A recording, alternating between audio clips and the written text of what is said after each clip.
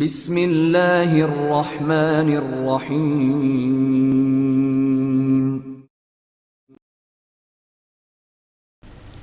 تاتار ڈیگرز Imran series, مصنف مظہر کلیم MA۔ چند لمحوں بعد وہ ایک اسٹیشن ویگن میں بیٹھے تیزی سے گلاس کی معروف سڑکوں پر آگے بڑھے چلے جا رہے تھے۔ ڈرائیونگ سیٹ پر عاصم تھا۔ وہ عمران کو ایک چھوٹے سے کمرے میں لے کر گیا تھا اور عمران نے وہاں ایک الماری میں سائلنسر لگے ریوالور اٹھائے اور ایک ایک ریوالور اپنے ساتھیوں میں تقسیم کر دیا۔ وہ عاصم کی اسٹیشن ویگن پر سوار ہو گئے تھے۔ تھوڑی دیر بعد وہ ایک رہائشی کالونی میں داخل ہو گئے۔ کالونی متوسط طبقے کی لگتی تھی اور خاصی گنجان اور وسیع تھی۔ کافی دیر تک مختلف سڑکوں پر گھومنے کے بعد عاصم نے ایک طرف کر کے اسٹیشن ویگن روک دی۔ وہ سامنے خاکی رنگ کی عمارت فلاکر کا اڈا ہے، لیکن وہ انتہائی خطرناک اڈا ہے۔ اڈے میں اس کے بہت سے خطرناک ساتھی ہر وقت موجود رہتے ہیں، عاصم نے خوفزدہ سے لہجے میں کہا۔ جس کوٹھی کی طرف اس نے اشارہ کیا تھا وہ باقی کوٹھیوں سے کافی فاصلے پر ہٹ کر بنی ہوئی تھی۔ تم یہیں پر رکو، عمران نے کہا اور خود باقی ساتھیوں کو نیچے اترنے کا اشارہ کر کے وہ اسٹیشن ویگن سے نیچے اتر آیا۔ ہم نے عقبی طرف سے اندر کودنا ہے، آؤ میرے ساتھ، اور سنو جو نظر آئے اڑا دینا، عمران نے تیز لہجے میں کہا۔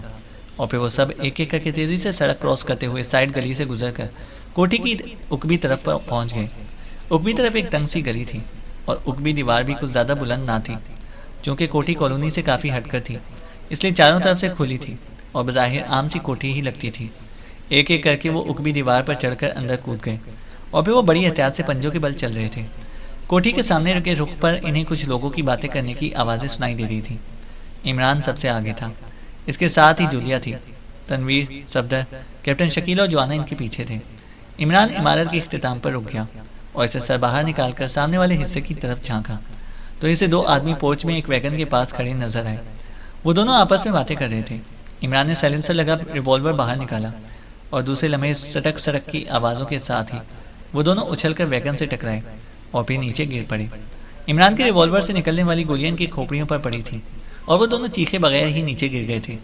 عمران ان کے نیچے گرتے ہی بجلی کی سی تیزی سے فرنٹ پر آیا اور بھاگتا وہ برآمدے کی طرف بڑھ گیا۔ باقی ساتھی اس کے پیچھے تھے۔ ارے ارے کیا ہوا؟ تمہیں کیا ہوا؟ اچانک برآمدے سے کسی کی چیختی ہوئی آواز سنائی دی اور جب عمران اس کے ساتھیوں کے سامنے کے رخ پر پہنچے تو چار مسلح افراد برآمدے کی سیڑھیاں اتر کر بھاگتے ہوئے ان دونوں کی طرف لپک رہے تھے۔ انہیں شاید عمران اور اس کے ساتھیوں کی وہاں موجودگی کا تصور بھی نہ تھا۔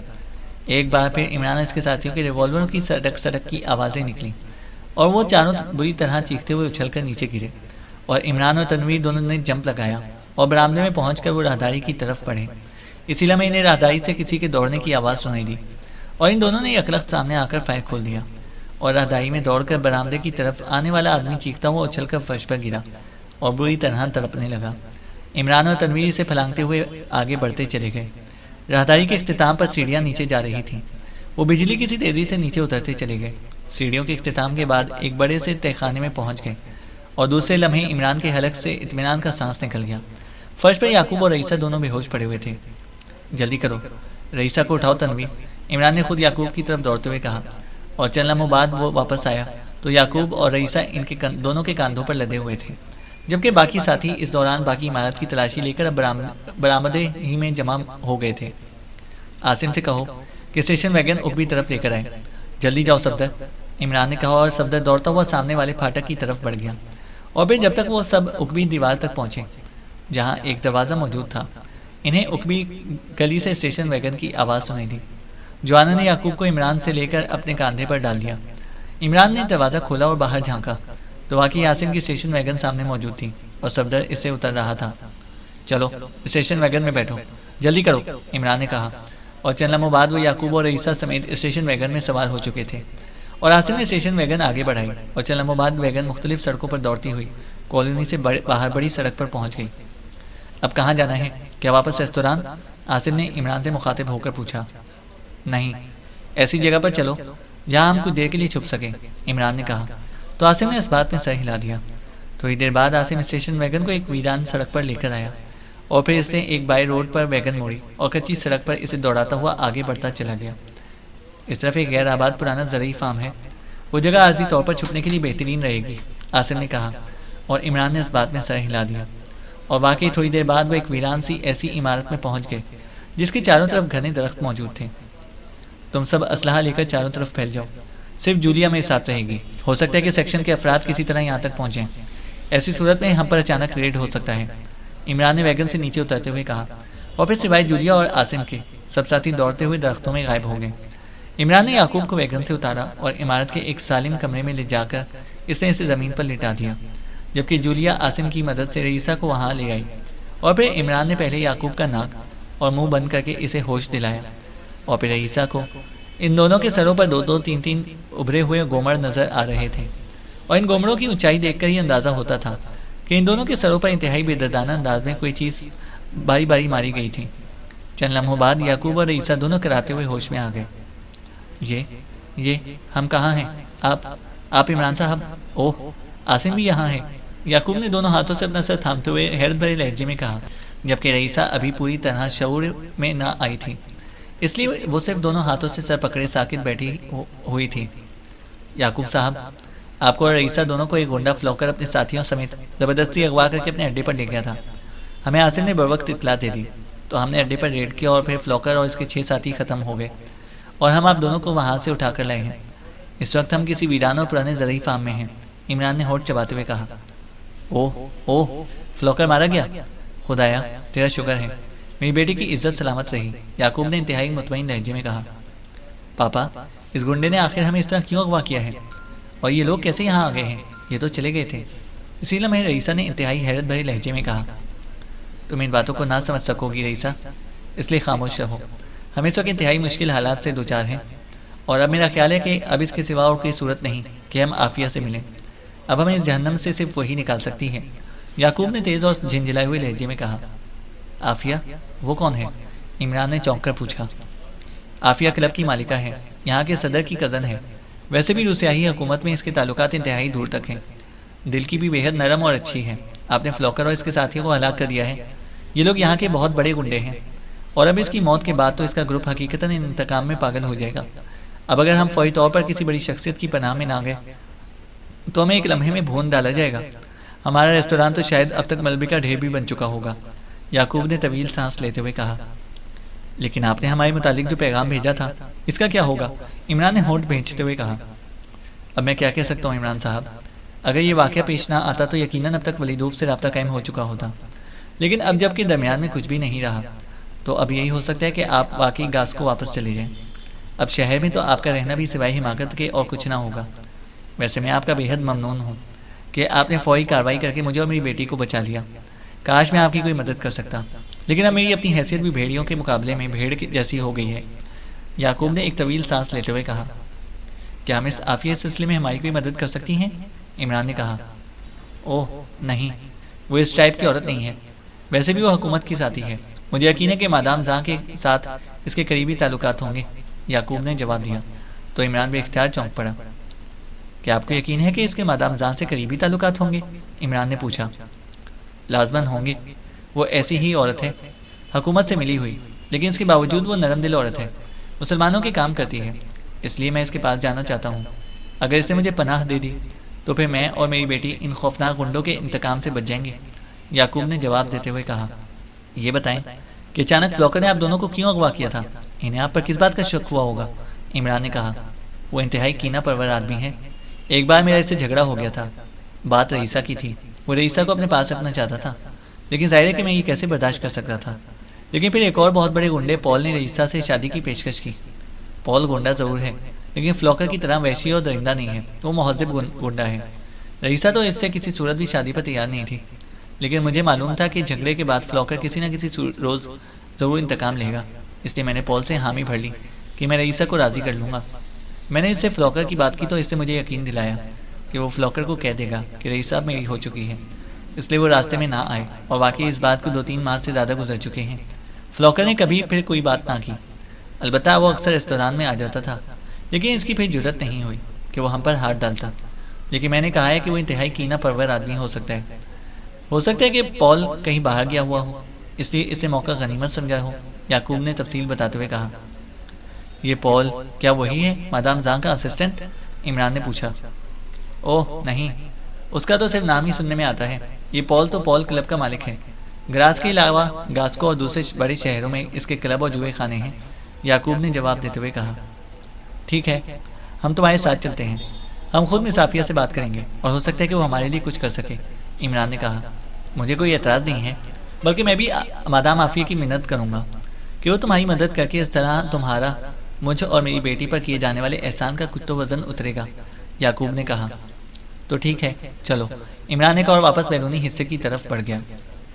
جب یعقوب کہہ رہا ہے کہ عافیہ حکومت کی عورت ہے تو پھر تم وہاں کیوں جا رہے ہو؟ وہ تو ہمیں فوراً سیکشن کے حوالے کر دے گی۔ جولیا نے عمران کے ساتھ چلتے ہوئے اس سے کہا، عافیہ کا رابطہ اگر مادام زاں سے ہے تو اسے زبردستی بھی اس بات پر مجبور کیا جا سکتا ہے کہ وہ ہمیں اس کا ہیڈ کوارٹر بتا دے۔ میں اب دفاعی کھیل سے اکتا گیا ہوں، عمران نے جواب دیا اور جولیا نے اس بات میں سر ہلا دیا۔ وہ اب عمران کا پروگرام سمجھ گئی تھی۔ تھوڑی دیر بعد ویگن ایک بار پھر سڑک پر دوڑ رہی تھی۔ یعقوب نے عاصم کو کہہ دیا تھا کہ وہ ویگن کو ایسے راستوں سے عافیہ کلب کی طرف لے کر جائے جو ویران ہوں، اور اس نے ان راستوں کی نشاندہی بھی کر دی تھی۔ اور پھر واقعی ویگن ویران علاقوں سے گزرتی ہوئی جیسے ہی ایک آباد سڑک پر پہنچی، یعقوب نے عاصم کو ویگن روکنے کے لیے کہہ دیا۔ عاصم نے ویگن ایک طرف روک دی۔ اب تم واپس چلے جاؤ عاصم، تم ابھی فلوکر اور اس کے ساتھیوں کے سامنے نہیں آئے، اس لیے وہ تمہیں کچھ نہ کہیں گے، ورنہ اگر انہوں نے تمہیں بھی ہمارے ساتھ دیکھ لیا تو پھر تمہاری زندگی بھی خطرے میں پڑ جائے گی۔ یعقوب نے کہا اور عاصم کے اصرار کے باوجود اس نے اسے واپس بھیج ہی دیا۔ اور پھر مختلف گلیوں سے گزرنے کے بعد آخر کار وہ عافیہ کلب کی وسیع و عریض عمارت میں داخل ہو گئے۔ کلب واقعی بے حد وسیع و عریض تھا، اور وہاں آنے جانے والے افراد اپنے لباس اور چال ڈھال سے اعلیٰ طبقے کے افراد رکھتے تھے۔ وہ یعقوب کی رہنمائی میں چلتے ہوئے کلب کے شمالی طرف پہنچ گئے۔ یہاں سے سیڑھیاں اوپر کو جا رہی تھیں، لیکن سیڑھیوں پر 2 مسلح دربان موجود تھے۔ میرا نام یعقوب شکاری ہے، مجھے تم جانتے ہی ہو، میں نے اپنے ساتھیوں سمیت مینیجر کاشف سے ملنا ہے۔ یعقوب نے ایک دربان سے مخاطب ہو کر کہا، آپ جا سکتے ہیں جناب، ہم آپ کو اور آپ کی صاحبزادی کو اچھی طرح جانتے ہیں۔ دربان نے مسکراتے ہوئے کہا، شکریہ۔ یعقوب نے کہا اور سیڑھیاں چڑھنے لگا۔ رئیسہ عمران اور اس کے ساتھی بھی سیڑھیاں چڑھتے ہوئے اوپر برآمدے میں پہنچ گئے۔ برآمدے کے اختتام پر ایک دروازہ تھا جس کے باہر مینیجر کی تختی لگی ہوئی تھی۔ یعقوب نے دروازے پر دستک دی۔ کون ہے؟ اندر آ جاؤ۔ اندر سے ایک نرم سی آواز سنائی دی اور یعقوب نے دروازے کو دھکیلا اور اندر داخل ہو گیا۔ یہ ایک بڑا کمرہ تھا جسے بہترین فرنیچر سے سجایا گیا تھا۔ ایک سائڈ پر بنی بڑی سی میز کے پیچھے ایک ادھیڑ عمر آدمی بیٹھا ہوا تھا۔ اوہ یعقوب، تم؟ خیریت؟ رئیسہ بھی ساتھ ہے؟ اور یہ لوگ؟ ادھیڑ عمر آدمی نے یعقوب اور اس کے پیچھے آنے والے عمران اور اس کے ساتھیوں کو دیکھ کر حیرت بھرے لہجے میں کہا۔ وہ کرسی سے اٹھ کر کھڑا ہو گیا تھا۔ یہ میری بیٹی ہے رئیسہ، اور یہ میرے دوست ہیں، اور یہ جناب کاشف ہیں، عافیہ کلب کے مینیجر۔ یعقوب نے گول مول سا تعارف کراتے ہوئے کہا، اور کاشف نے سب سے ہاتھ ملانے کی بجائے صرف یعقوب سے مصافحہ کیا اور باقیوں کو ہاتھ اٹھا کر اکٹھا سلام کر کے اس نے بیٹھنے کے لیے کہا، اور عمران اور اس کے ساتھی خاموشی سے صوفوں پر بیٹھ گئے۔ دوستوں کا آپ نے تفصیلی تعارف نہیں کرایا، آپ کیا پینا پسند کریں گے؟ کاشف نے الجھے ہوئے لہجے میں کہا۔ تعارف بھی ہو جائے گا اور پی بھی لیں گے، ہم نے دراصل فوری طور پر مادام عافیہ سے ملنا ہے۔ یعقوب نے کہا۔ مادام سے؟ اوہ سوری، آپ تو جانتے ہیں کہ وہ کسی سے ملا نہیں کرتی، کاشف نے چونک کر کہا۔ ہمارا ملنا بے حد ضروری ہے کاشف صاحب، یعقوب نے منت بھرے لہجے میں کہا۔ ویری سوری جناب، ایسا تو ممکن ہی نہیں ہے، کاشف نے دو ٹوک جواب دیتے ہوئے کہا۔ کیا مادام عافیہ موجود ہیں؟ عمران نے پہلی بار بولتے ہوئے کہا۔ ہاں، کیوں؟ کاشف نے چونک کر کہا تو عمران صوفے سے اٹھا اور دوسرے لمحے کاشف کی آنکھیں خوف سے پھیلتی چلی گئیں کیونکہ عمران کے ہاتھ میں سائلنسر لگا ہوا ریوالور نظر آ رہا تھا۔ کہاں ہے مادام عافیہ؟ ہمیں لے کر چلو ورنہ ایک لمحے میں کھوپڑی میں سوراخ کر دوں گا۔ عمران کا لہجہ بے حد سرد تھا۔ اسی لمحے جوانا صوفے سے اٹھا اور اس نے میری سائلنسر لگا ریوالور نکالا اور اس کی پشت پر آ کر کھڑا ہو گیا۔ یہ سب کیا کر رہے ہیں آپ؟ مادام تو، یعقوب نے بری طرح گھبرائے ہوئے لہجے میں کہا۔ آپ خاموش رہیں ورنہ آپ کی لاش سب سے پہلے وجود میں آ جائے گی، عمران نے غصیلے لہجے میں کہا اور یعقوب کا چہرہ زرد پڑ گیا۔ بولو، چلتے ہو ہمارے ساتھ یا؟ عمران نے مڑ کر کاشف سے کہا جس کا چہرہ ہلدی سے بھی زیادہ زرد پڑ چکا تھا۔ ظاہر ہے کہ وہ عام سا کاروباری آدمی تھا، اس لیے اس کے اوسان اپنی طرف اٹھے۔ ان خوفناک اور لمبی نال والے دو ریوالوروں کو دیکھ کر اور عمران کا سرد لہجے اور جوانے کی قد و قامت اور اس کے انداز سے خطا ہو رہے تھے۔ وہ وہاں نہیں جا سکتے، کوئی نہیں جا سکتا، راستہ بلاک ہے، مادام خود ہی اندر سے کھول سکتی ہیں، ورنہ نہیں جایا جا سکتا، کاشف نے انتہائی گھبرائے ہوئے لہجے میں کہا اور عمران اس کے لہجے سے ہی سمجھ گیا کہ وہ سچ بول رہا ہے۔ اوکے، اسے فون کرو اور کہو کہ یعقوب شکاری اپنی بیٹی اور ساتھیوں کے ساتھ فوری طور پر اس سے ملنا چاہتا ہے، عمران نے کہا تو کاشف نے جلدی سے میز پر رکھے ہوئے انٹرکام کا ریسیور اٹھایا اور یکے بعد دیگرے 2-3 بٹن پریس کر دیے۔ عمران کے کان ریسیور سے نکلنے والی آواز پر لگے ہوئے تھے۔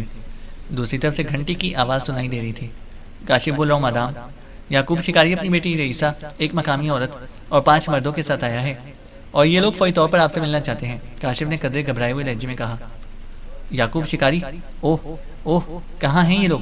دوسری طرف سے چیختی ہوئی آواز سنائی دی۔ اس کے لہجے میں ایسی حیرت تھی کہ عمران بھی چونک پڑا۔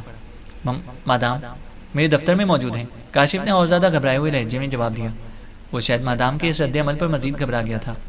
اوہ اوہ، فوراً انہیں میرے پاس بھیجوا دو، فوراً، اور سنو، تاتار سیکشن ان کو تلاش کر رہے ہیں، اس لیے پورے کلب میں ریڈ الرٹ کر دو، کسی کو معلوم نہیں ہونا چاہیے کہ یہ لوگ یہاں پر آئے ہوئے ہیں، دوسری طرف سے تیز لہجے میں کہا گیا، اور کاشف کی آنکھیں حیرت کی شدت سے پھیلتی چلی گئیں۔ یس مادام، کاشف نے کہا اور ریسیور رکھ دیا۔ اوہ اوہ، کون لوگ ہیں آپ؟ مادام تو خود آپ سے ملنے کے لیے بے چین ہو رہی ہیں، اور تاتار سیکشن؟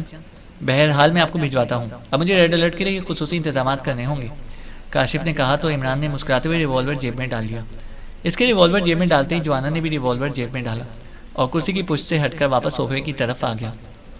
کیا مطلب؟ کیا مادام آپ کو جانتی ہیں؟ میرے لیے تو کم از کم اس قدر فوری آرڈر نہیں دے سکتی، اور پھر تاتار سیکشن تو آپ کی تلاش میں ہے، میری تلاش میں تو نہیں، یعقوب شکاری نے انتہائی حیرت بھرے لہجے میں کہا۔ پتہ نہیں، مادام کا تو نام بھی میں نے تم سے سنا ہے، عمران نے کاندھے اچکاتے ہوئے کہا۔ اسی لیے میں کاشف نے جلدی سے انٹرکام کا گریڈل دبا کر اس کا رابطہ مادام کے نمبر سے ختم کر کے 2 نمبر پریس کر دیے، اور کسی کو فوری طور پر اپنے دفتر میں آنے کا کہہ کر اس نے ریسیور رکھ دیا۔ چند لمحوں بعد دروازہ کھلا اور ایک نوجوان اندر داخل ہوا۔ سلیم، مادام نے فوری طور پر اپنے پاس بلوایا ہے، تم انہیں اسپیشل وے سے لے کر جاؤ اور مادام تک چھوڑ کر آؤ، کاشف نے آنے والے نوجوان سے کہا۔ یس باس، آنے والے نے کہا، اور پھر وہ عمران اور اس کے ساتھیوں سے مخاطب ہو گیا۔ آئیے جناب، اس نے مؤدبانہ لہجے میں کہا اور واپس دروازے کی طرف مڑ گیا۔ عمران اور اس کے ساتھی یعقوب اور اس کی بیٹی سب اس کے پیچھے دروازے کی طرف بڑھ گئے، اور پھر کافی دیر بعد بھول بھلائیوں جیسے بنے ہوئے راستوں سے گزر کر وہ آخرکار ایک بڑے سے ہال نما کمرے میں پہنچ گئے، جہاں ایک خوبصورت اور نوجوان لڑکی اور ایک لمبے قد اور بھاری جسم کا ادھیڑ عمر آدمی موجود تھا۔ ان کے اندر داخل ہوتے ہی وہ دونوں اٹھ کھڑے ہوئے۔ آپ کا بے حد شکریہ مادام کہ آپ نے مجھ جیسے حقیر آدمی کو ملاقات کا وقت دیا، یعقوب نے کمرے میں داخل ہوتے ہی انتہائی ممنون لہجے میں کہا۔ ایسی کوئی بات نہیں، اس لڑکی نے مسکراتے ہوئے کہا، اور پھر وہ ان کو ساتھ لانے والے آدمی سے مخاطب ہوگی۔ سلیم، یعقوب صاحب اور ان کی صاحبزادی کو گیسٹ روم میں پہنچا دو، میں ابھی وہاں آ کر ان سے مزید بات چیت کرتی ہوں، مادام عافیہ نے مسکراتے ہوئے کہا۔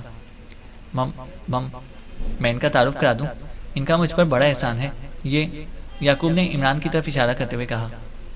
میں جانتی ہوں انہیں، آپ تشریف لے جائیں، مادام نے مسکراتے ہوئے کہا تو یعقوب کے چہرے پر ایک بار پھر حیرت کا آبشار بہنے لگا، لیکن مادام نے اسے جس لہجے میں جانے کے لیے کہا تھا وہ مزید کچھ کہہ نہ سکا، اور رئیسہ کو اپنے ساتھ آنے کا اشارہ کرتے ہوئے دروازے کی طرف مڑ گیا۔ عمران اور اس کے ساتھی ابھی تک خاموش کھڑے ہوئے تھے۔ جب یعقوب اور اس کی بیٹی کمرے سے چلے گئے تو وہ ادھیڑ عمر آدمی یکلخت عمران اور اس کے ساتھیوں کی طرف مڑا۔ خوش آمدید جناب، میرا نام ولیدوف ہے، آپ میں سے علی عمران کون صاحب ہیں؟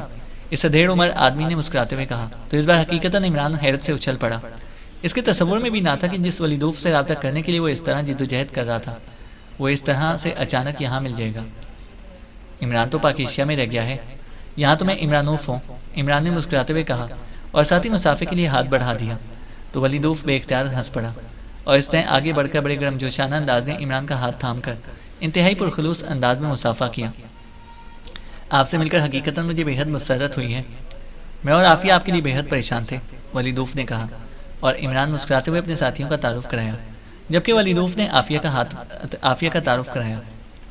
ویسے مجھے اب تک یقین نہیں آ رہا کہ آپ سے واقعی اس طرح ملاقات ہو جائے گی، مجھے تو یعقوب نے بتایا تھا کہ مادام عافیہ کے سیکشن چیف مادام کے زاں سے تعلقات ہیں، اس پر میں نے یہی پلان بنایا تھا کہ مادام عافیہ سے مل کر ان سے مادام زاں کا پتہ معلوم کروں گا، اور کاشف کو بھی ہم نے ریوالور کی نال پر مادام عافیہ سے فون پر بات کرنے پر مجبور کیا تھا، ورنہ تو اسے صاف جواب دے دیا تھا۔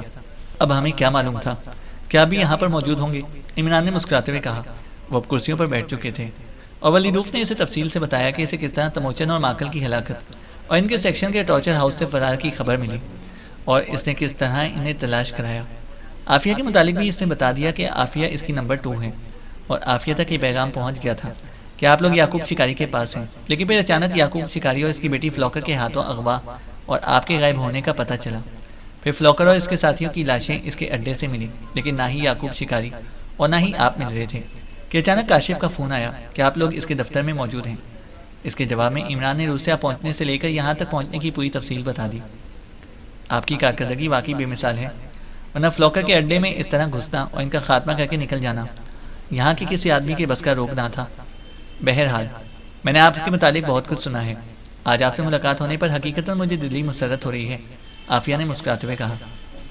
آپ نے تو دل کی بات کر دی، لیکن میں اپنے دل کے متعلق کچھ نہیں کہہ سکتا، عمران نے مسکراتے ہوئے کہا تو عافیہ چونک پڑی، جبکہ عمران کے ساتھ بیٹھی ہوئی جولیا کا چہرہ یکلخت کھل اٹھا۔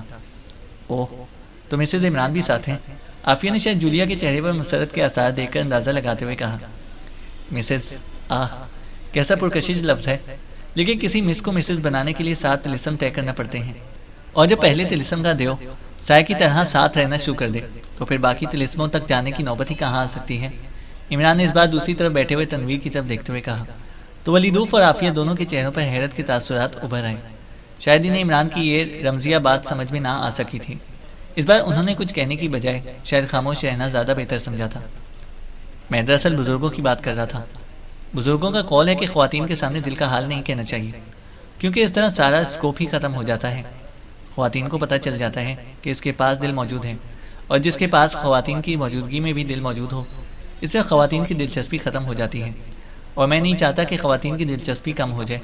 عمران نے مسکراتے ہوئے کہا تو عافیہ بے اختیار کھلکھلا کر ہنس پڑی، جبکہ ولیدوف صرف مسکرا دیا۔ کیا تم یہی باتیں کرنے کے لیے یہاں پر آئے ہو؟ جولیا نے منہ بناتے ہوئے کہا۔ اب اس کے چہرے پر غصے کے تاثرات نمایاں تھے۔ دل کی باتیں فضول کیسے ہو سکتی ہیں مس جولیانا فٹز واٹر؟ لیکن مس عافیہ، آپ کا کیا خیال ہے؟ کیا واقعی دل کی باتیں فضول ہوتی ہیں؟ عمران نے کہا۔ آپ واقعی دلچسپ باتیں کرتے ہیں، میں مس جولیا سے معذرت خواہ ہوں کہ میں نے ان کے متعلق ایسی بات کر دی، عافیہ نے ہنستے ہوئے کہا۔ عمران صاحب، آپ نے یہاں آنے سے پہلے کوئی پلاننگ تو بنائی ہوگی؟ میرا خیال ہے کہ اگر ہم اس سلسلے میں تفصیلی بات چیت کر لیں تو آنے والے حالات سے آسانی سے نمٹا جا سکتا ہے، کیونکہ جو رپورٹیں مل رہی ہیں ان کے مطابق مادام زاں اپنی پوری قوت سے تاتار ڈیگرز کے خلاف کام کر رہی ہے، اور اس نے میرے ایک اسٹور کو بھی ٹریس کر کے اسے تباہ کر دیا ہے، ولیدوف نے اچانک انتہائی سنجیدہ لہجے میں کہا، اور عمران کے چہرے پر بھی سنجیدگی کے تاثرات پھیلتے چلے گئے۔ چینل کو سبسکرائب کریں اور بیل آئیکن کو پریس کریں تاکہ ہماری ہر اپڈیٹ آپ کو بر وقت مل سکے۔